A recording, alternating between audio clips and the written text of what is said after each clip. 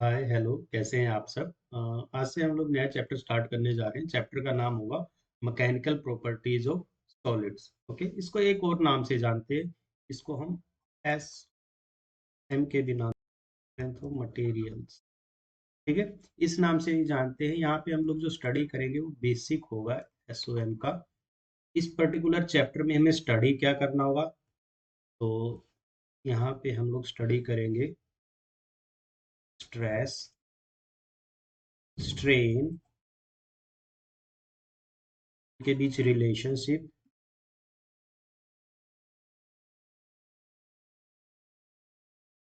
Between stress and strain,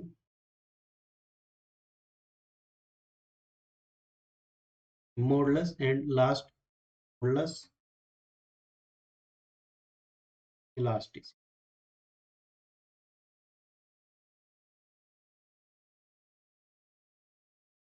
और इसकी types. ये चीजें हमें स्टडी करनी रहेंगी। अब इस चैप्टर को पढ़ने की जरूरत क्यों पड़ी, क्या जरूरत है हमें इसको पढ़ने की, स्टडी करने की। ठीक है, तो वो भी देख लेते हैं। इस चैप्टर का बेसिकली यूज कहाँ कहाँ पे होगा आपकी लाइफ में। यूजेस जहाँ पे भी कंस्ट्रक्शन होगी, that is building and bridges. Building and bridges में यूज होगा। फिर मैन्युफैक्चरिंग। अब ये मैन्युफैक्चरिंग किस तरीके की हो रही है, चाहे वो मशीनरी हो, मैन्युफैक्चरिंग सपोज कीजिए, चाहे वो मशीनरी हो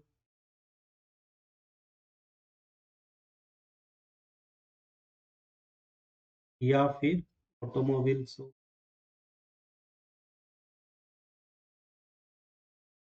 दोनों जगह ये यूज होगा। ठीक है, तो इसलिए इसका बहुत ज़्यादा इम्पोर्टेंट होता है इस चैप्टर में। जब हम बिल्डिंग बनाते हैं या ब्रिजेस बनाते हैं, तो वहाँ पे हम लोग को बेसिकली ये चीज़ ध्यान में रखना रहता है कि वहाँ पे बिल्डिंग के ऊपर जब लोड पड़ेगा तो वहाँ पे स्ट्रेस कितना होगा, या डिफरेंट डिफरेंट फोर्सेस जब एक्ट करेंगे ब्रिज के ऊपर या बिल्डिंग के ऊपर, तो वहाँ पे स्ट्रेस कितना डेवलप होगा, जिसकी वजह से वहाँ पे स्ट्रेन क्या आएगा, बिल्डिंग डैमेज होने के चांसेस क्या होते हैं। इसीलिए हम बिल्डिंग्स में, ब्रिजेस में हम लोग स्टील का यूज करते हैं, और कॉलम बीम देते हैं अप्रोप्राइट पोजीशन पे। हम लोग कॉलम और बीम प्रोवाइड करने की कोशिश करते हैं। ठीक है, नेक्स्ट हम लोग जो मैन्युफैक्चरिंग करते हैं, सपोज कीजिए मैन्युफैक्चरिंग है, तो वहाँ पे टॉर्जन स्ट्रेस आता है। वो टॉर्जन स्ट्रेस आपको नहीं पढ़ना है, स्टडीज में करना होगा, बट ये पर्टिकुलर ये जो चैप्टर है ये यहाँ पे भी यूज होता है। तो जब हम मशीनरी बनाते हैं, बेसिकली शाफ्ट बनाते हैं, तो वहाँ पे भी यूज होता है कि टॉर्जन स्ट्रेस वहाँ पे कितना डेवलप हो रहा है। ऑटोमोबाइल इंडस्ट्री में भी जब डिफरेंट डिफरेंट फोर्सेज एक्ट करते हैं ऑटोमोबाइल्स के ऊपर, तो उनको भी कंसीडर किया जाता है। जो ऑटोमोबाइल्स के टायर्स होते हैं उनके ऊपर बहुत ज़्यादा प्रेशर फोर्स पड़ता है, तो वहाँ पे भी स्ट्रेस स्ट्रेन को हम कंसीडर करके चलते हैं। तो इसलिए चैप्टर बहुत ज़्यादा इम्पोर्टेंट है आपके हायर स्टडीज की पॉइंट ऑफ रेफरेंस से। तो चलिए स्टार्ट करते हैं हम लोग। बहुत इंपॉर्टेंट चैप्टर है, बहुत इजी चैप्टर है। और मैं इसको कैसे पढ़ाऊंगा, पहले हम लोग इसकी थियरी करेंगे, फिर हम एनिमेशन के थ्रू इसको समझेंगे, और मैं कुछ रियल लाइफ एग्जांपल्स भी दूंगा। चलिए स्टार्ट करते हैं। तो फर्स्ट टॉपिक जो हमारा आता है, that is deforming force. Deforming force क्या होता है, देखिए, ये एक बॉडी है जो मान लीजिए ऐसे स्फेरिकल शेप की है। ये कैसी है, स्फेरिकल है। ठीक है, और इसके ऊपर फोर्स लगाया जा रहा है। सपोज कीजिए इसके ऊपर इधर से फोर्स लगाया गया और इधर से, तो ये भी हमने पुश किया, ये भी हमने पुश किया। ये इसकी पोजीशन नंबर 1 थी, जिसकी वजह से अब ये बॉडी जो है ये इसमें कन्वर्ट हो गई है, एक सिलेंडर में कन्वर्ट। इसमें कन्वर्ट हो गई एक सिलेंडर में, यानी कि जब हमने इसको इधर से भी प्रेस किया, इधर से भी प्रेस किया, तो ये डिफॉर्म्ड हो गई। नाउ ये सेकंड पोजीशन है, ये क्या बन गया बेटा, सिलेंडर बन गया। ठीक है, यानी कि अगर कोई बॉडी जिसके ऊपर मैं फोर्स लगा रहा हूं, जिसकी वजह से वो परमानेंटली डिफॉर्म्ड हो जाए। परमानेंटली डिफॉर्म्ड का मतलब पहले कुछ और शेप और साइज थी, अब उसने कोई नई शेप और साइज को गेन कर लिया है। ठीक है, तो उस फोर्स को, ये जो यहाँ पे फोर्स लगा, इसी फोर्स को हम लोग क्या कह देते हैं, डिफॉर्मिंग फोर्स कह देते हैं। क्लियर? मैं एक एग्जांपल देने की कोशिश करता हूँ। जैसे ये मेरे पास एक स्प्रिंग है। अब इस स्प्रिंग में आप क्या देख रहे हो, मैं इसके ऊपर जैसे ही फोर्स अप्लाई कर रहा हूँ, ये क्या हो गया, डिफॉर्म्ड हो गया। अगर इसके ऊपर बहुत ज्यादा एक्सेस अमाउंट में फोर्स लगा दूं, तो ये क्या हो जाएगा, परमानेंटली डिफॉर्म्ड हो जाएगा। हालांकि अभी मैंने इसको इसके ऊपर से फोर्स रिलीज किया, तो इसने अपनी ओरिजिनल पोजीशन गेन कर ली। ठीक है, तो चलिए चलते हैं हमारे नेक्स्ट टॉपिक के ऊपर, दैट इज इलास्टिसिटी। इलास्टिसिटी क्या होता है, ये एबिलिटी होती है बॉडी की to regain its original shape and size. ठीक है, यानी कि ये ये हमारे पास एक रोड है, जिसके ऊपर हम लोग क्या लगाने जा रहे हैं, फोर्स लगा।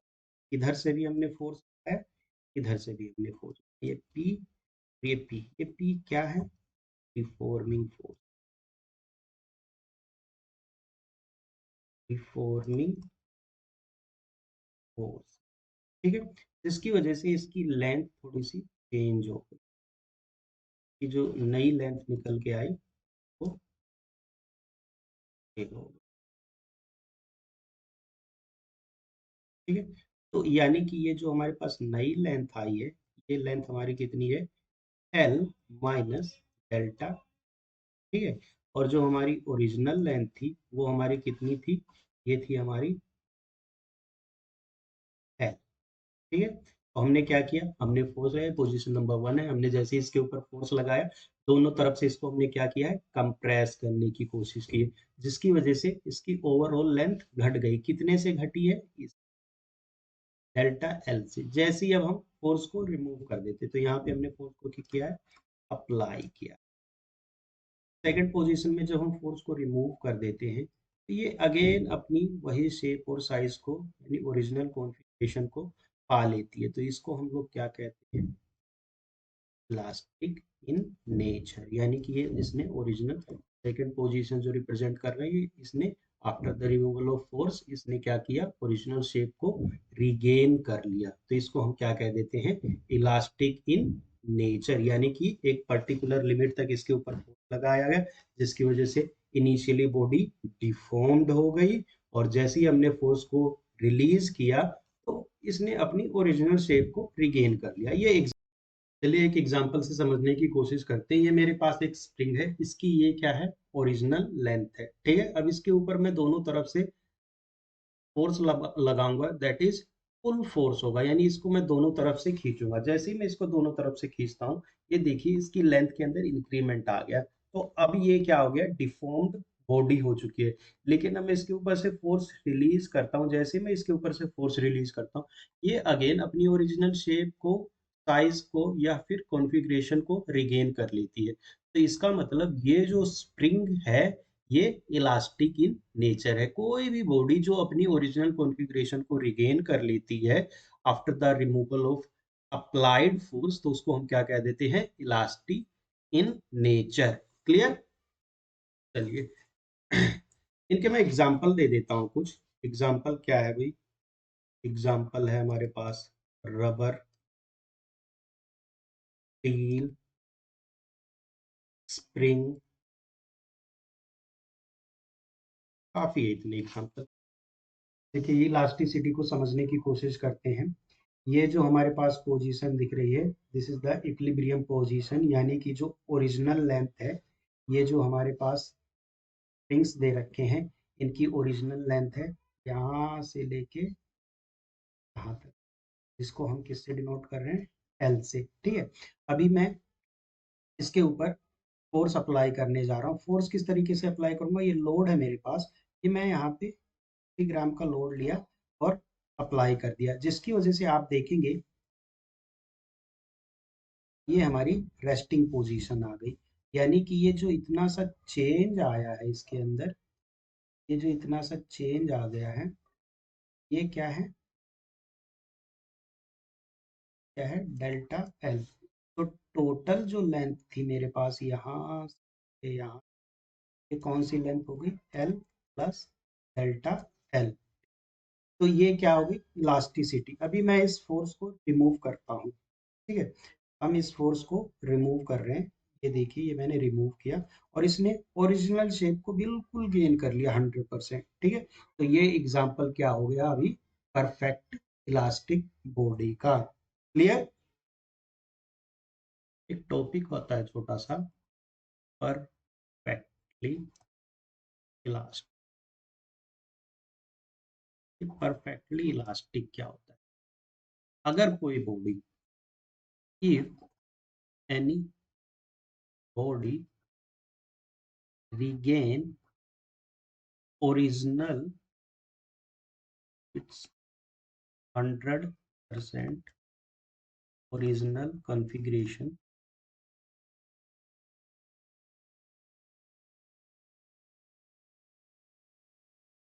after removal of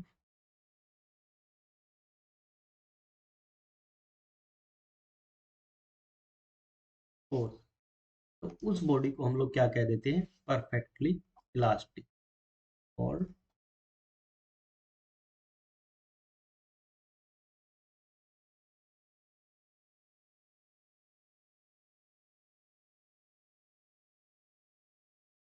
तो हम लोग क्या कह देते हैं, परफेक्टली इलास्टिक कह देते हैं। दोबारा से हम स्प्रिंग का एग्जांपल ले सकते हैं। अगर इसके ऊपर मैं फोर्स लगा के रिलीज कर देता हूँ और ये ओरिजिनल बिल्कुल 100% कंप्लीटली अपनी कॉन्फ़िगरेशन को रिगेन कर लेता है, तो ये परफेक्ट इलास्टिक बॉडी होता है। क्लियर। मैं इस कुछ एग्जांपल बता देता हूँ। एग्जांपल है इसका,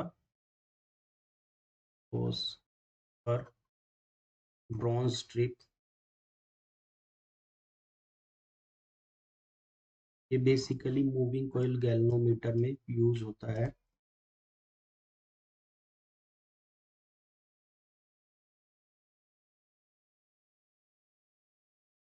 आप सिर्फ इतना याद रखिए कि गैल्वेनोमीटर में यूज होता है, जो कि बेसिकली यूज होता है करंट को डिटेक्ट करने के लिए, या फिर एक और होता है क्वार्ट्ज। ठीक है, तो ये कुछ मैंने आपको एग्जांपल यहाँ पे दे दिए हैं। चेंज होने के बाद लेंथ आई है, ये कितनी हो गई, 4 मीटर की, यानी 1 मीटर का चेंज आ गया। तो अब यहाँ पे ये जो लेंथ आई है हमारे पास एल के, ये लेंथ कितनी है, L minus delta L, which is equal to 4 metre. ठीक है, तो यानी कि ये बॉडी क्या हो गई, परमानेंटली डिफॉर्म्ड हो चुकी है। ठीक है, फोर्स जब हमने लगाया डिफॉर्म्ड हो गई, फोर्स को हटाने के बाद भी अब ये अपनी ओरिजिनल शेप को गेन नहीं कर सकती, हमेशा के लिए ही ऐसी रह जाएगी। क्लियर। एग्जाम्पल देख लेते हैं। एग्जाम्पल होता है मड, कीचड़। कीचड़ को आप जो शेप दोगे वो शेप गेन कर लेता है। या फिर पुट्टी, पुट्टी हमारे घरों में होती है ना, पीओपी का हम यूज करते हैं, पुट्टी का, पीओपी का, ये इनको हम जो शेप दे देते हैं वो शेप ही रिगेन कर लेते हैं। या फिर स्टील से जो स्प्रिंग बनता है, spring made of steel, steel से बनता है। जैसे कि अब ये स्टील से बना हुआ स्प्रिंग है, थोड़ा सा रस्ट हो चुका है ये, लेकिन अब ये पहले क्या हुआ, एक वायर शेप में रहा होगा, इसको परमानेंटली डिफॉर्म्ड करके हेलिकल शेप में प्रोवाइड कर दिया गया। ठीक है, तो यानी कि ये क्या है, एक प्लास्टिक बॉडी है। क्लियर। और भी बहुत सारे एग्जांपल्स हैं। ठीक है, आप अपनी रियल लाइफ में भी देखते हो, आपके घरों में बर्तन यूज होते हैं, बाल्टी यूज होते हैं, ये सारे के सारे प्लास्टिक इन नेचर होते हैं। क्लियर। चलिए अब हम लोग बात करते हैं परफेक्टली प्लास्टिक बॉडी की। Perfectly plastic body, perfectly plastic, इसी का just opposite. If a body completely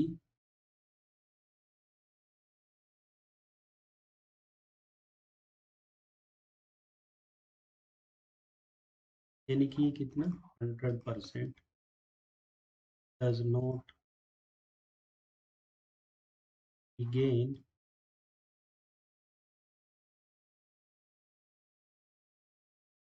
its actual or original configuration configuration, तो उसको हम क्या कह देते हैं, परफेक्टली प्लास्टिक बॉडी कह देते हैं। एग्जाम्पल क्या होता है, सॉरी, परफेक्टली प्लास्टिक बॉडी के एग्जाम्पल होता है, एक तो पैराफिन वैक्स होता है, ठीक है, और दूसरा दूसरा पुट्टी को हम कह सकते हैं, जो हमारे घरों में यूज होती है ना पुट्टी। तो ये तो बेस्ट एग्जाम्पल है परफेक्टली प्लास्टिक बॉडी के। तब हम लोग बात करेंगे स्ट्रेस की। स्ट्रेस को बेसिकली सिग्मा से डिनोट किया जाता है, और सिग्मा जो होता है फोर्स अपॉन एरिया। बट ये जो फोर्स होता है, किस टाइप का फोर्स होता है? क्या ये अप्लाइड फोर्स होता है? नहीं, ये अप्लाइड फोर्स नहीं होता है। ये एक रीस्टोरिंग फोर्स होता है। देखिए ये स्प्रिंग है, स्प्रिंग के ऊपर जब मैं फोर्स अप्लाई कर रहा हूँ, यानी ये अप्लाइड फोर्स है। अब इसने अपनी कॉन्फ़िगरेशन चेंज कर ली। कैसे चेंज की? अपनी लेंथ को इंक्रीज करके। जब ये लेंथ इंक्रीज हो रही है अप्लाई फोर्स की वजह से, तो यहाँ पे एक ऑटोमेटिकली एक फोर्स जनरेट कर रहा है। उस फोर्स का नाम होगा रीस्टोरिंग फोर्स, जो कि इस ओरिजिनल कॉन्फ़िगरेशन को दोबारा से रिगेन करने की कोशिश करेगा। देखिए रिगेन कर लिया, तो यहाँ पे जब फोर्स अप्लाई किया जा रहा है, उस पे रीस्टोरिंग फोर्स कर रहा है, क्योंकि यहाँ पे जो फोर्स है वो एक पर्टिकुलर लग रहा है। तो यहाँ पे जो रीस्टोरिंग फोर्स, वो भी उसी एरिया पे जनरेट होगा। तो ये जो restoring force act per unit area, that is known as stress. Clear? दूसरा एग्जांपल लीजिए। ये देखिए, ये मेरा हाथ है, ये मेरी हाथ की स्किन है, ये मेरे हाथ की स्किन है। दिख रही है सबको?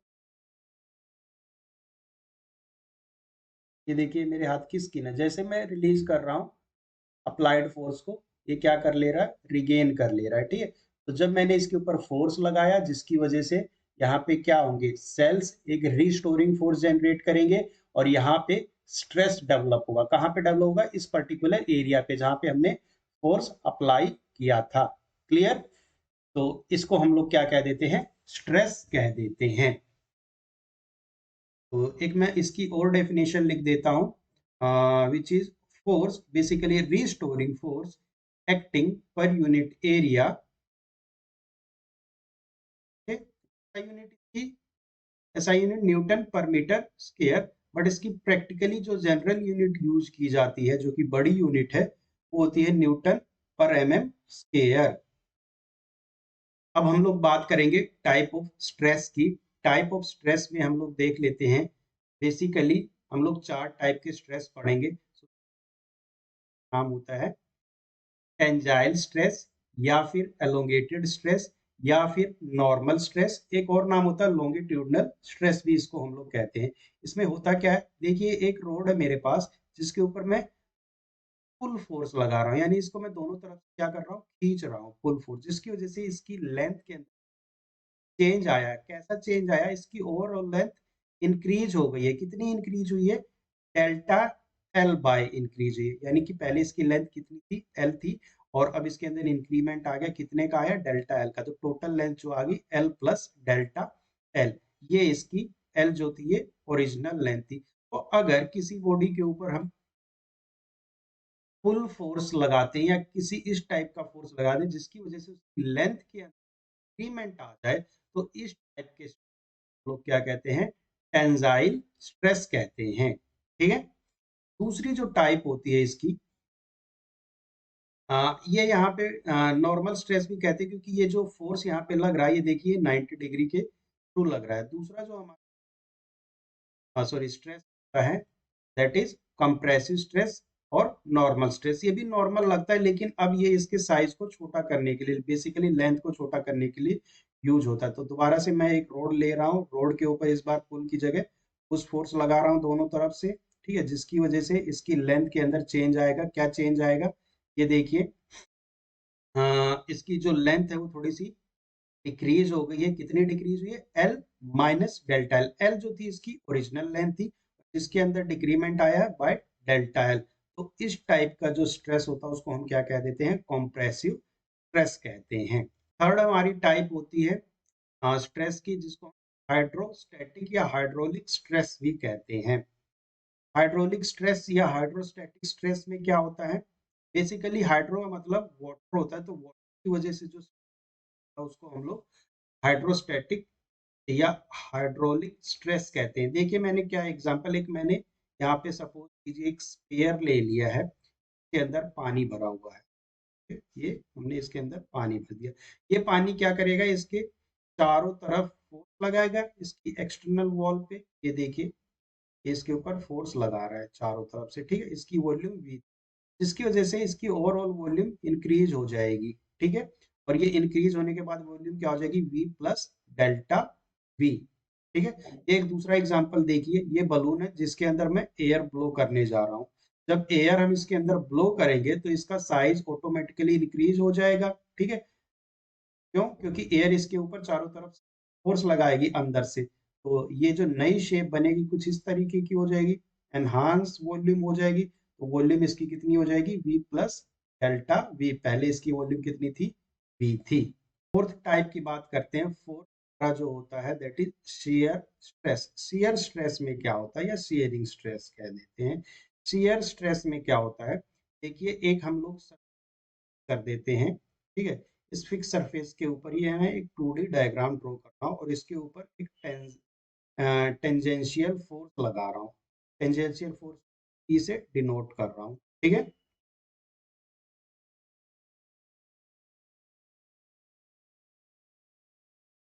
अगर मैं अगर मैं इसको 3D में कन्वर्ट कर दूं तो ये मैंने एक क्यूब कर दिया है।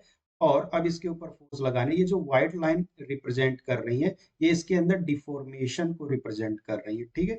ये हमारी बॉडी क्या हो गई, डिफॉर्म्ड हो गई, ठीक है। अब जब हम 3D इमेज यूज करेंगे तो ये वाला जो पोर्शन होगा, ये हमारा नीचे का जो फेस होगा ये फिक्स हो जाएगा। पहले हमारी एक लाइन थी क्योंकि पहले हम प्लेन का यूज कर रहे थे, अब हम लोग स्पेस का यूज कर रहे थे। ये पार्ट जो है ये फिक्स हो जाएगा और यहाँ पे जो चेंज आएगा ये थीटा एंगल और ये थीटा एंगल, यानी कि सेम चेंज आया है। क्लियर?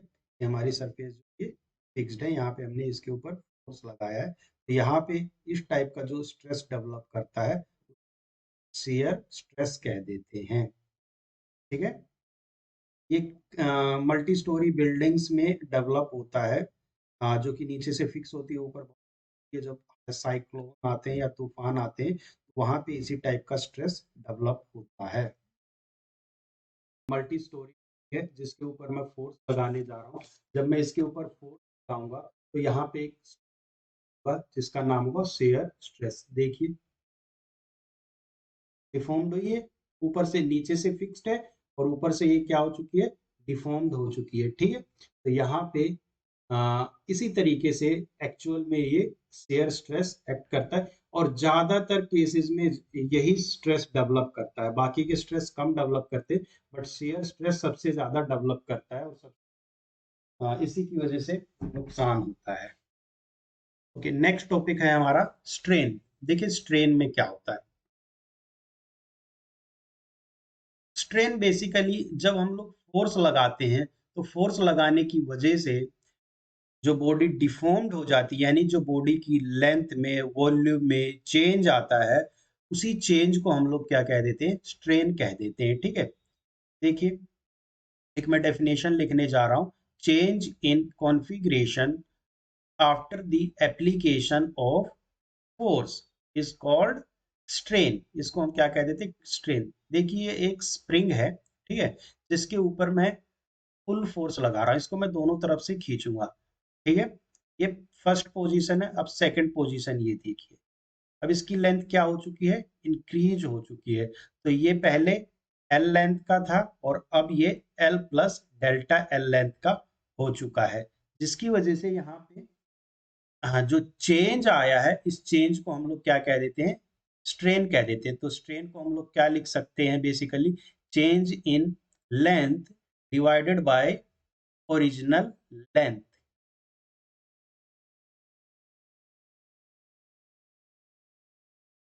स्ट्रेन एक यूनिटलेस नंबर होता है। कैसे यूनिटलेस नंबर होता है, देखिए स्ट्रेन जो होता है डेल्टा एल अपॉन एल होता है, ठीक है।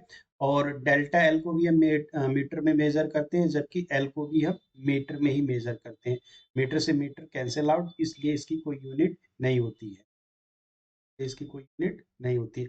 अब हम टाइप ऑफ स्ट्रेन की बात करेंगे तो सबसे पहली टाइप जो हम लोग पढ़ते हैं दैट इज लॉन्गिट्यूडनल या फिर नॉर्मल स्ट्रेन की टाइप को कहते हैं।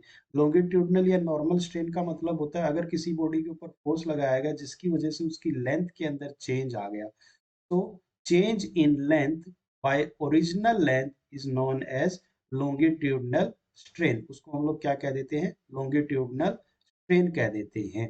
एग्जाम्पल है, जो आयरन रोड यूज होती है बिल्डिंग्स बनाने में, तो वहां पे गर्मियों में क्या होता है, उस लेंथ जो आयरन या जो स्टील होता है उसकी लेंथ इंक्रीज हो जाती है, ठीक है। सर्दियों में ये सिकुड़ जाती है।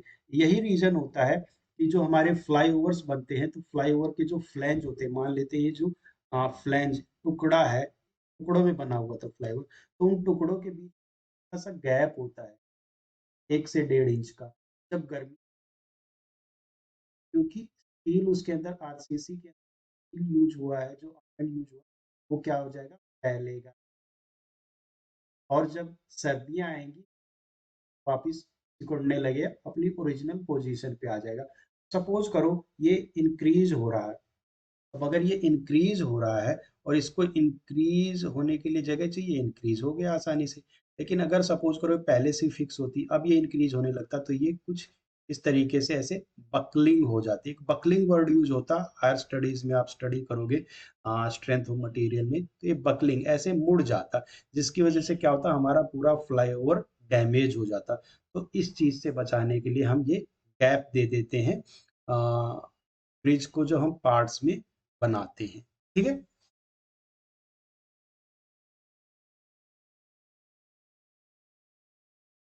ओके, स्ट्रेन, लॉन्गिट्यूडिनल स्ट्रेन का हम लोग एक एग्जांपल देखेंगे। देखिए मेरे पास ये 2 स्प्रिंग हैं।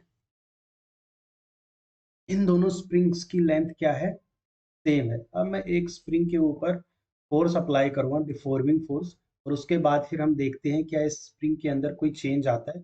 तो इस स्प्रिंग को मैं ऐसे ही रख दे रहा हूँ और इस स्प्रिंग के ऊपर मैं फोर्स अप्लाई करने जा रहा हूँ, और ये मैंने बहुत एक्सेसिव फोर्स अप्लाई किया है, रिलीज किया। अब ये आपको लग रहा होगा कि इसने अपनी ओरिजिनल पोजीशन बिल्कुल रिगेन कर लिए। लेकिन इसको मैं कंपेयर करता हूँ हमारे दूसरे स्प्रिंग के साथ जो हमने लिया था स्टार्टिंग में। आप देखेंगे लेंथ के अंदर चेंज आ चुका है, तो यानी कि इसके अंदर कुछ ना कुछ परमानेंट डिफॉर्मेशन हो चुका है। इस परमानेंट डिफॉर्मेशन को यहाँ पे हम लोग लॉन्गिट्यूडनल स्ट्रेन से रिप्रेजेंट करेंगे, क्योंकि ये यहाँ तक जो लेंथ है, इसकी जो लेंथ है ये ओरिजिनल लेंथ है, और ये इसके अंदर L प्लस डेल्टा एल आ चुका है, जो कि मैंने यहाँ पे मेंशन किया है। शियर स्ट्रेस में क्या होता है, जैसे कि इसमें डेफिनेशन में लिखा गया है, the surface that is in direct contact with applied shear stress to the original position. देखिए, मान लेते हैं ये हमारी फिक्स सरफेस है, जिसके ऊपर ये हमारी स्ट्रक्चर, इसके अंदर चेंज आया। यहाँ पे हमने क्या किया, टेंजेंशियल फोर्स लगाया P, इसकी वजह से इसके अंदर चेंज आ गया। चेंज क्या आया, ये जो हमारी बॉडी थी ऊपर से डिफॉर्म्ड हो गई, कुछ डिफॉर्म्ड हो गई। This is the new shape. ये जो यहाँ पे डिफॉर्मेशन हुआ है, ये थीटा एंगल से ठीक है। ये इसकी जो ओरिजिनल लेंथ थी, ये क्या थी, L थी। ये जो लेंथ के अंदर बदलाव आया है, दैट इज डेल्टा L, ठीक है। तो यहाँ पे जो शेयर स्ट्रेन होता है, शेयर स्ट्रेन, जिसको हम बेसिकली थीटा लिखते हैं, या फिर हम इसको टेन थीटा लिख सकते हैं। तो ये इक्वल होता है किसके, इसमें अगर आप ध्यान से देखोगे ये यहाँ पे डिग्री ऑफ फॉर्मेशन हो रहा है, तो ओ ए, A dash, B, B dash, ये ओ है, ये ओ डैश है, ठीक है। तो अगर in triangle O A, A dash में आप देखोगे, शेयर स्ट्रेस जो होता है, शेयर स्ट्रेन जो होगा वो क्या हो जाएगा, वो हो जाएगा हमारा A, A dash, A, A dash divided by P upon B, A O, therefore here strain is equal to क्या आ जाएगा भाई, delta L divided by L, which is equal to what, tan theta. तो ये क्या हो जाता है हमारा, शेयर स्ट्रेन हो जाता है। ठीक है, शेयर स्ट्रेन का एग्जांपल क्या है, जो बिल्डिंग्स होती है, बिल्डिंग के ऊपर जब फोर्स लगता है तो वहां पे शेयर स्ट्रेन डेवलप होता है। ठीक है, मैं आपको एक देखिए, ये एग्जांपल है, इसमें मैं क्या कर रहा हूँ, ये मेरे पास एक बिल्डिंग है, अब इसके ऊपर मैं यहाँ से एक फोर्स लगा रहा हूँ, जिसकी वजह से क्या होगा, इसके अंदर चेंजेज आएंगे। ये देखिए, आई थिंक आपको क्लियरली दिख रहा होगा, फिर से देखते हैं। ये देखिए, तो ये बॉडी हमारी क्या हो गई है, डिफॉर्म्ड हो चुकी है। ठीक है, ये जो यहाँ पे चेंज आया है, ये हमने टेन थीटा से या फिर थीटा से रिप्रेजेंट किया है। ठीक है, तो कुछ ऐसा ही होता है, जो मल्टी स्टोरी बिल्डिंग होती है तो उनके ऊपर एयर का जो फोर्स लगता है, जिसकी वजह से वो ऐसे डिफॉर्म्ड होती हैं, और वहां पे जो डिफॉर्मेशन होता है, तो उसकी वजह से जो स्ट्रेस डेवलप करता है, उसको हम शेयर स्ट्रेस कहते हैं। और उसकी वजह से जो ये चेंजेस आपको दिखाई दे रहे हैं, ये कौन से चेंजेस है, शेयर स्ट्रेन के। क्लियर।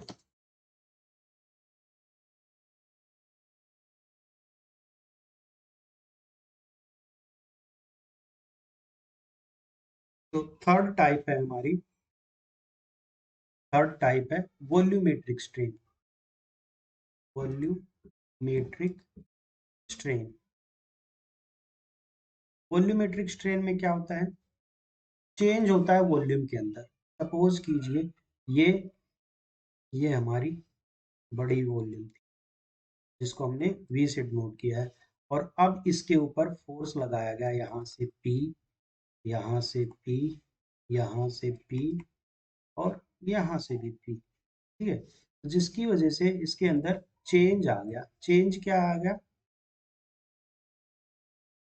अब जो हमारी नई वॉल्यूम बन के आ रही है, कुछ ऐसी है। तो ये वॉल्यूम आ गई क्या, V माइनस डेल्टा V। ये जो चेंज है, ये बेटा क्या है, डेल्टा V है।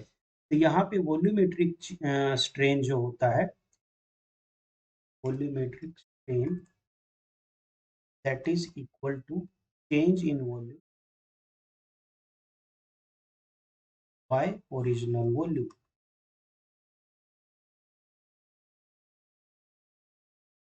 It's mean delta V by V।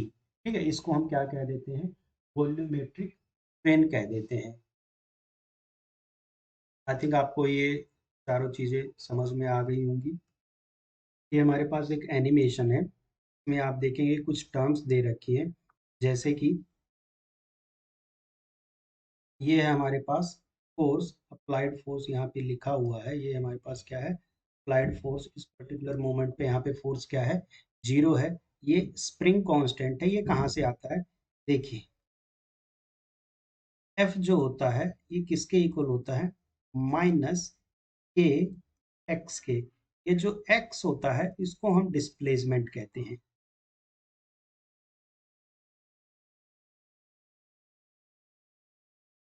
ये हमने वर्क एनर्जी पावर वाले चैप्टर में आई थिंक ये चीजें पढ़ी थी। और ये होता है अप्लाइड फोर्स, ये होता है हमारा अप्लाइड फोर्स। ये माइनस साइन जो होता है, ये रिप्रेजेंट करता है रेस्टोरेशन, ये रिप्रेजेंट करता है रिस्टोर को, रिस्टोर। ठीक है, तो यहाँ पे अगर आप देखेंगे कि k की वैल्यू जो है वो क्या आ जाएगी, k is equal to minus F by X. तो ये होता है न्यूटन पर मीटर, तो ये यहाँ से आया। तो ये बेसिकली क्या है, स्प्रिंग कांस्टेंट है, ये वेरी करता है स्प्रिंग टू स्प्रिंग। स्प्रिंग की थिकनेस कितनी है, स्प्रिंग के लिए जो मटेरियल यूज किया गया है वो कैसा है। तो आई थिंक ये बातें आपको समझ में आ गई होंगी। ठीक है,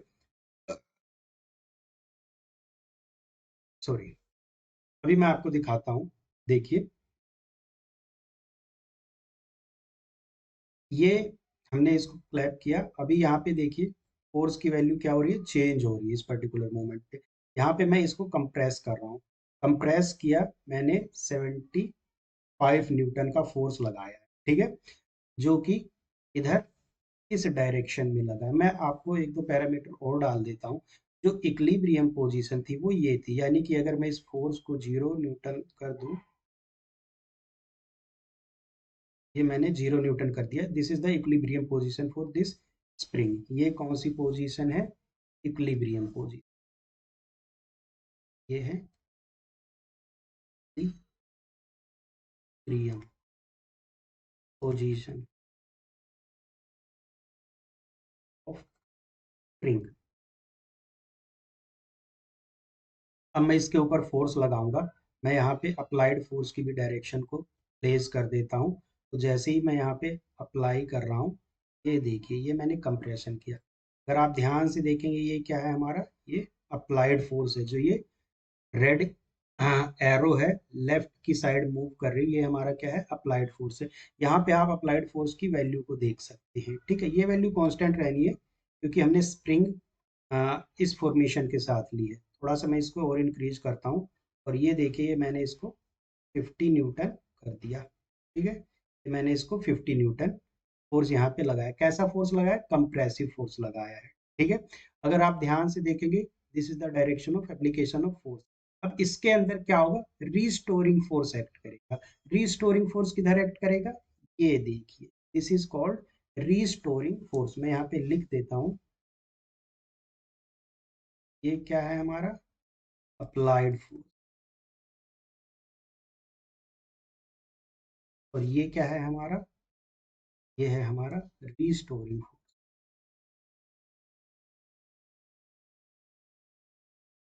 रीस्टोरिंग फोर्स।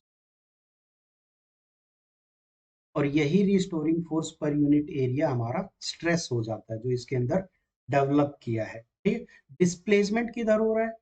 ठीक है, डिस्प्लेसमेंट का मतलब इसके अंदर जो बदलाव आ रहा है वो किस तरफ आ रहा है। तो ये भी हमें दिखाई दे रहा है, लेफ्ट की तरफ आ रहा है। ये देखिए मैं यहाँ पे इसको भी प्लेस कर देता हूँ। तो ये सारा का सारा कब हुआ है? जब हमने इसको कंप्रेशन के थ्रू समझाया। ठीक है, चलिए अब मैं इसको एक्सपेंशन के थ्रू समझाने की कोशिश करता हूँ। तो एक्सपेंशन के केस में थोड़ा सा चेंज आएगा। पहले मैं इसको 0 पे लेके आता हूँ, ये मैं 0 ले आया। ठीक है, अब हम इसको एक्सपेंड करेंगे, यानी कि अब हम इस स्प्रिंग को खींचेंगे। जब मैं इसको खींच रहा हूँ, बिल्कुल सब कुछ ठीक है, बस डायरेक्शंस चेंज हो गई है। ये जो हमारा अप्लाइड फोर्स था ये इधर से इधर आ गया। ये जो रिस्टोरिंग फोर्स था इस साइड में था, ये इधर चेंज हो गया। और डिस्प्लेसमेंट की भी हमारी डायरेक्शन चेंज हो चुकी है। ठीक है, तो आप ये देख सकते हैं। तो यहाँ से हम स्ट्रेस और स्ट्रेन को आसानी से समझ सकते हैं। क्लियर?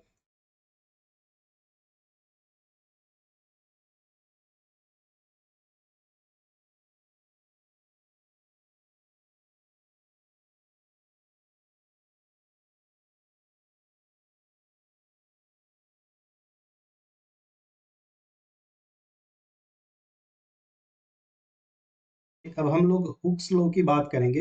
हुक्स लॉ में आप देखेंगे, this is the equilibrium position. ये इक्विलिब्रियम पोजीशन है। और हुक्स लॉ हमें क्या कहता है? बेसिकली ये हमें बताता है कि स्ट्रेस, या यूं कह सकते हैं load, is directly proportional to change in configuration. ये हमें बताता है। ठीक है, ये हमारी क्या है? इक्विलिब्रियम पोजीशन है। ये क्या है? इक्विलिब्रियम पोजीशन है।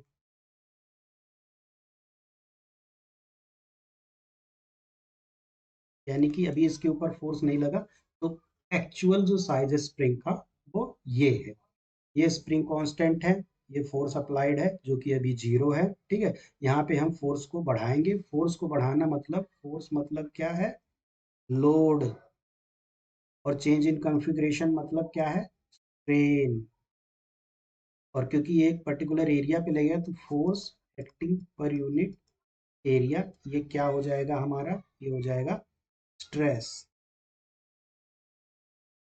तो stress is directly proportional to strain. मैं लिख दे रहा हूँ, stress is directly proportional to strain. ठीक है, देखिए समझने की कोशिश करते हैं।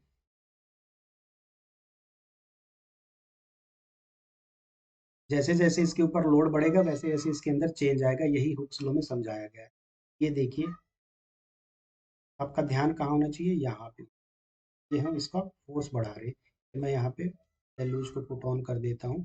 तो ये हमारा जो रेड कलर है दैट इज अप्लाइड फोर्स, ये जो ब्लू कलर है ये स्प्रिंग कांस्टेंट है। तो जैसे जैसे मैं यहाँ पे फोर्स को बढ़ा रहा हूँ वैसे वैसे आप देखोगे इसकी लेंथ के अंदर चेंज आ रहा है। कितना चेंज आया, ये चेंज आया।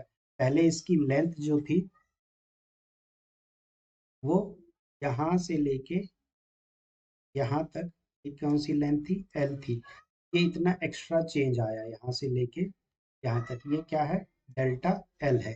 तो टोटल जो लेंथ हो गई है वो हमारे पास क्या हो गई है, एल प्लस डेल्टा एल। ये लेंथ हो गई है यहाँ से लेके यहाँ तक। क्लियर।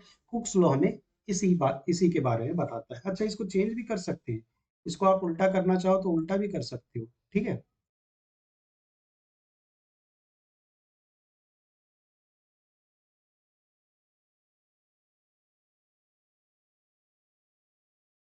ये जीरो पोजीशन हो गया, ठीक है। अभी हम इसको चेंज करने की कोशिश करते हैं। ये देखिए, अभी भी हुक स्लो है। अब यहाँ पे डायरेक्शंस चेंज हो चुकी हैं, तो ये हमें हुक स्लो समझा। क्लियर, आई थिंक सबको समझ में आ गई होंगी सारी चीजें। स्लो है हमारा हुक स्लो। हुक स्लो क्या है, एक्चुअली एक साइंटिस्ट थे जिनका नाम था हुक, रॉबर्ट हुक। इन्होंने 1679 में एक बात हमें बताई थी। क्या बताई थी कि जैसे जैसे सपोज कीजिए ये एक स्प्रिंग है, इस स्प्रिंग के एंड पे हमने एक मास लगा, जिसकी वजह से इसके अंदर क्या आ गए हैं, चेंजेज आ चुके हैं, जिसकी वजह से इसके अंदर चेंजेज आए और ये स्प्रिंग थोड़ा सा डिस्प्लेस हो चुका है, और जिसकी वजह से इस मास की जो ये पोजीशन थी ये यहाँ पे आ, ये मास की पोजीशन यहाँ पे आ जाए। तो पहले इसकी लेंथ,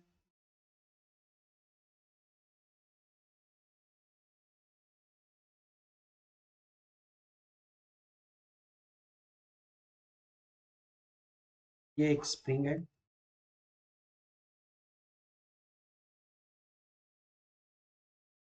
यहाँ पे हमने मास लगा दिया है। अब मास जब लगाएंगे तो ये नीचे की तरफ फोर्स लगाएगा, जिसकी वजह से इस स्प्रिंग के अंदर चेंजेज आएंगे। और मैं एक इसका अल्टरनेट डायग्राम बना रहा हूँ, जिसकी वजह से ये स्प्रिंग है ये कुछ हमारा इस तरीके का हो जाए।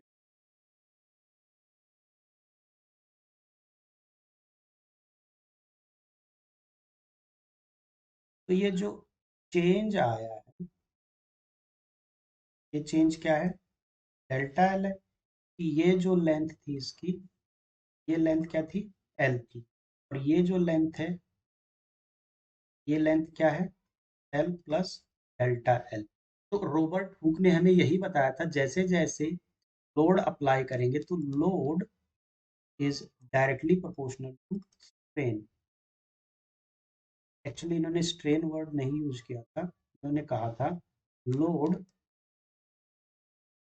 Is directly proportional to change in strain. ये बात इन्होंने हमें बताई थी हुक्स लॉ के थ्रू। यानी कि जैसे जैसे हम लोड अप्लाई करते जाएंगे उस बॉडी के अंदर चेंज आता जाएगा। बाद में एक साइंटिस्ट आए, आ, उनका नाम था यंग्स, जिन्होंने यंग्स मॉडल्स के बारे में भी हमें बताया था। उन्होंने इसको क्लियर किया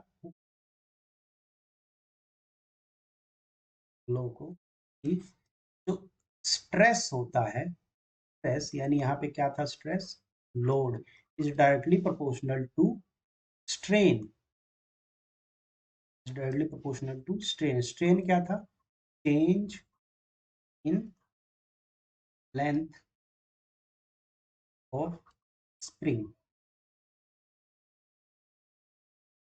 सो stress is directly proportional to strain.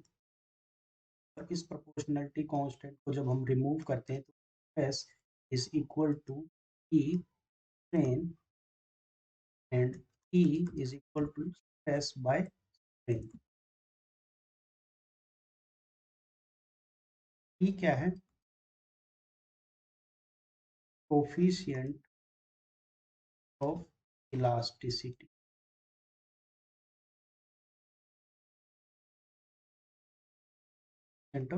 Elasticity, ठीक है। इसकी यूनिट क्या होती है? ई की यूनिट होती है न्यूटन पर मीटर। देखिए ये स्ट्रेस है, स्ट्रेस की यूनिट न्यूटन पर मीटर होती है, स्ट्रेन की कोई यूनिट नहीं होती, तो इसलिए ये हमारा न्यूटन पर मीटर स्क्वायर क्या आ गया, यूनिट ऑफ इलास्टिसिटी आ गया, ठीक है। तो हुक्स लॉ ने बेसिकली हमें यही बात बताई थी, और अगर मैं इसको डायग्राम के थ्रू समझाने की कोशिश करूँ तो डायग्राम हमारा कुछ तरीके से बन जाएगा कि ये हमने वाई एक्सिस ले लिया और ये हमने एक्स एक्सिस ले लिया। यहाँ पे हमारा क्या है, स्ट्रेन है, यहाँ पे क्या है हमारा स्ट्रेस है,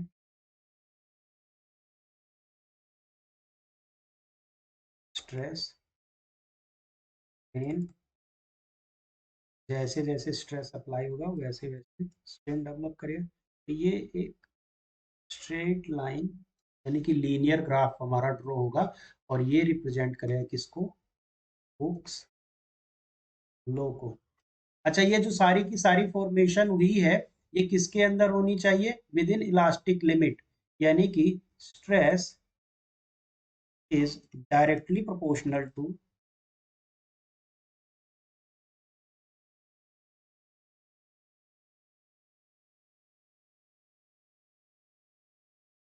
strain within elastic limit. ये जो वर्ड यहाँ पे लास्ट में यूज किया गया है इलास्टिक लिमिट, ये इसका बहुत ज्यादा इंपॉर्टेंट है, with in elastic limit. Elastic limit के बियॉन्ड हम जाएंगे तो ये जो हुक्स लॉ ने हमें लॉ बताया था कि stress is directly proportional to strain, इसको ये फॉलो नहीं करेगा, और इसके अंदर बहुत सारे चेंजेस आएंगे। वो चेंजेस हम लोग किसमें स्टडी करेंगे, स्ट्रेस स्ट्रेन कर्व में। Stress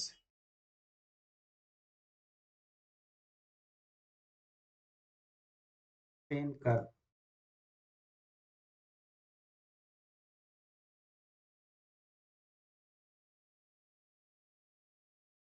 so stress strain curve में हम ये सारी चीजें स्टडी करेंगे, ठीक है।